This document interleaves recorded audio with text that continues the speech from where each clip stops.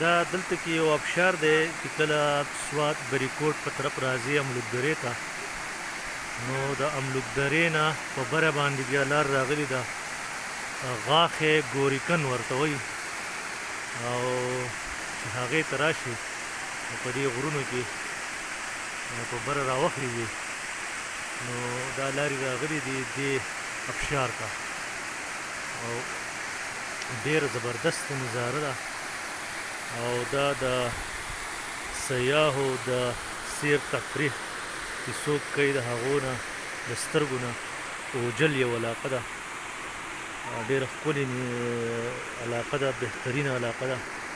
دا ابشار پکې هم بهیږي، او موږ خو دا ملګري راغلي یو، نیاز باچا دی، علیم باچا دی، ډاکټر احسان دی، او راغلي یو د کلي نه د خلکو نه لرې را تښتېدلي وو، او دلته کې خپل انجوایمنټ کوو.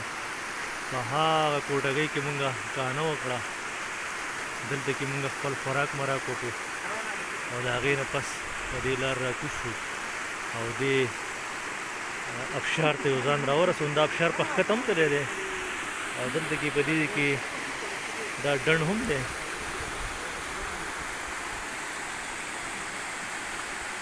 او یو بهترین پرفضا مقام دی، او سترګې یخونکې علاقه ده، سترګې پې خیره کېږي، د نښترو ونې، شین اسمان ورسره وریځي، شنې ونې بوټي، غرونه او ګټې او اوبه.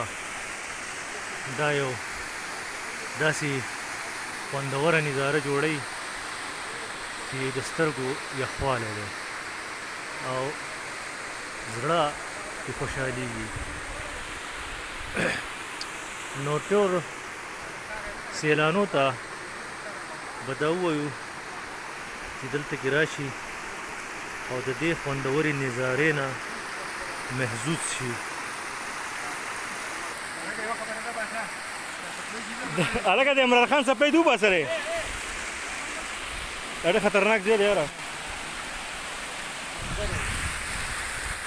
وروره اسحاق د خپلو څپلو ډېر صفت کوه، دا د عمران خان څپلۍ دی. خو تمامو سیلانو ته زما دا درخواست دی چې دې پرلطفه او خوشبون نظارې ته خیال کولیږي، چې دې نظارې ته او دې ښکلې سینري ته او دې پرفضا مقام ته راشئ او د کورونا وایرس نه نجات حاصل کړئ.